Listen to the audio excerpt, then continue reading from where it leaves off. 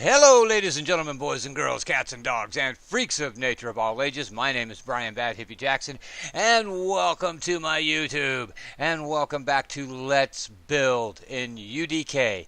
Now, this is going to be a short and sweet video because what I did in the last video, the one on where we started working on our landscape so we could build our cul-de-sac, is I rushed through a couple of things I really shouldn't have rushed through, and I apologize for that, so I'm going to go ahead and fix it in this episode.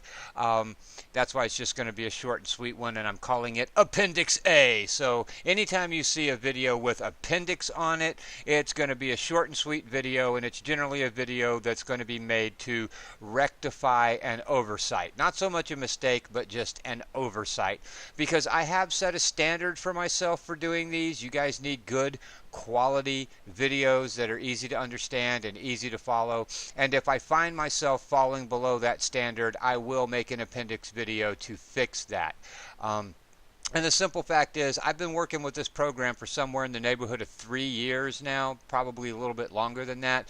So I'm just so used to the way it works and the way the interface flows and what needs to be done and what goes where, that I don't always catch myself just zooming through things without taking the time to explain it. So the first thing I want to go back and explain a little bit is in the last video when we went to save our level, I just said you go to save as, and then I took the time to explain the naming conventions, but I didn't take the time to explain something that's quite possibly just as important, if not more important than the naming conventions: where you need to save your maps. And that is in the maps folder. So if we go to local disk, which is your local disk, that's where UDK will install by default, you'll find your UDK folder. You open that up, you're going to find UDK. Mine is 2015-01. It's the last build that was offered by Epic Games for the Unreal Development Kit before they came out with UE4. UE text documents you won't have, or UDK text documents you won't have. That's something that I made for myself. My little cheat sheets and notes and stuff. So what you'll have is UDK and the build year and what build it is. Inside that, you're going to have binaries, development, engine, and UDK game. Inside UDK game, you're going to find a content folder. That content folder is where all of your content that you're using in your game is going to be. This is the stuff that you can find in the content browser and things like that. And within that is a maps folder. So any map you make needs to be saved in that maps folder, or when you try to open it, UDK won't be able to find it. Alright, so it's very important that you save your maps in your maps folder. You can set yourself up other folders inside that maps folder, just like I've done for a couple of other projects I'm working on, but your maps need to be saved inside the maps folder. Alright, with that said, let's get on to the biggest of the goof-ups that I made, which was this. Game types. In the last game, I just zoomed right through and got straight into this dialog box and started talking about game types supported on this map, and I didn't explain how I got there or what these other things mean, and I really should have done that. My apologies. I'm going to do that right now. So when you open up any of the default UDK template maps, and we covered how to get there, you can either go to File and New, or you can click on the little piece of paper icon for New, and it will open up your map template dialog, and you can choose afternoon, midday, night, morning, or a blank map.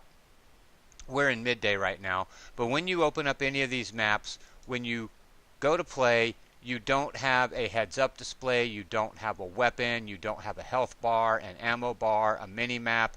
There's no sound. There's no footstep sounds. You can't crouch. All you can do is move around and jump. That's it. So you can still build and you can still explore your build, but you can't do anything else. Now the reason that is because UDK is a damn good engine, and it is capable of building just about any kind of game you can imagine. And it comes with templates or game types for various kinds of games. So to get your heads-up display and your mini-map and all that kind of good stuff and sound, we need to go to View, World Properties, and that's going to bring up our World Info properties. Now, this has got all kinds of cool stuff in it, and most of this we will be going through from time to time. The big ones that we want to concentrate on when just starting out is the zone info. That is where you can set the level of your kill zone. The kill Z is your kill zone, and when you fall below the kill zone, you die. By default, it is set level with the floor.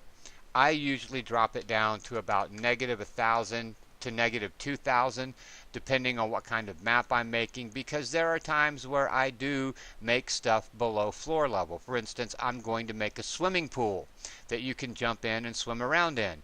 Well, if the kill Z is level with the floor, then as soon as you jump in the swimming pool, you're gonna frickin' die. So we need to drop that kill Z down most of the time.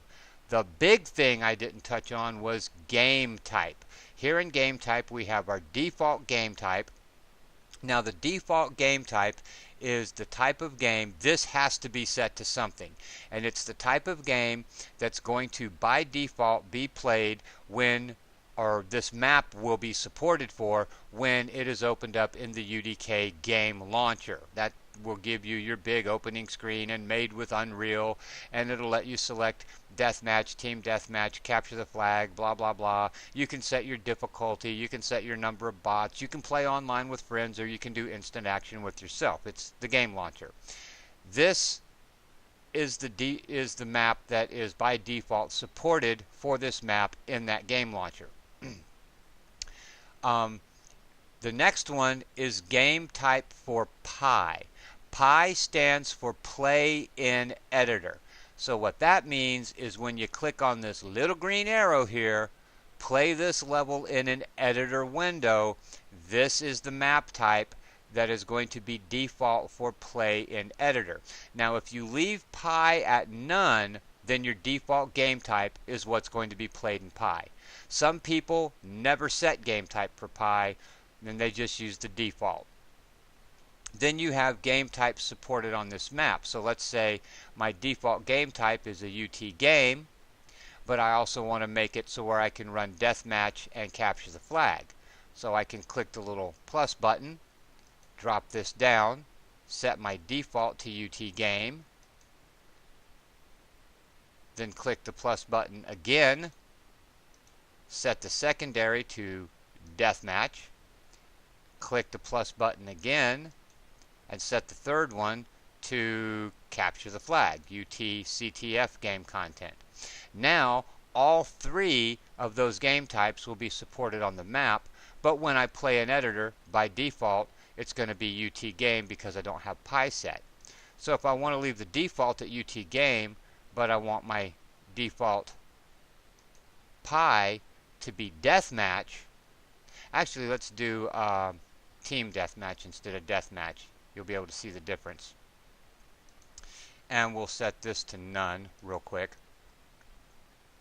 So now I've got my default game type set to UT game, game type for Pi to nothing. And if I play an editor, it's just your default Unreal Tournament game. I've got the link gun, I've got the physics gun, I can jump, I can crouch, I can move around, I have sound, I have a heads-up display. If I go back to View, World Properties, and I set game type for Pi to UT Team Game, which is Team Deathmatch, and then I hit play, you are on red. I'm playing in editor, and now I'm in Team Deathmatch, and I'm on the red team. And my gun is changed to a red gun. Everything else works the same, but it allows me to preview that in whichever game type I want. So I can go to World Properties, Game Type for Pi, and change that to Capture the Flag. You are on red. And now it's a Capture the Flag match with a timer limit and a score on the blue and the red, not for kills, but for flags captured. And that's the difference between UT game, game type for pi, and how we set it up to make the game support different types of games on the same map. And I do apologize for not having covered that more in depth before. I just kind of whizzed through things because, you know, I'm just used to the program, so I just kind of whiz through things a lot.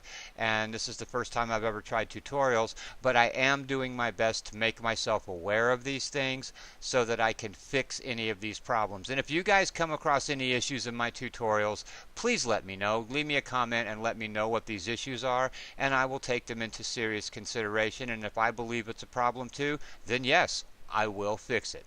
Alright, please do not forget to check the links in the description below for the Wounded Warriors Project and the Disabled American Veterans. Let's please help support our veterans. Also, do not forget that New Year's Eve, December 31st, starting at approximately 8 p.m., going until New Year's Day, January 1st, at approximately 2 a.m., these times are Mountain Time, will be the first annual Bad Hippie charity live stream, all proceeds to donate the Wounded Warrior Project. Once again, that is New Year's Eve, 8 p.m. Mountain Time to New Year's Day, 2 a.m. Mountain Time.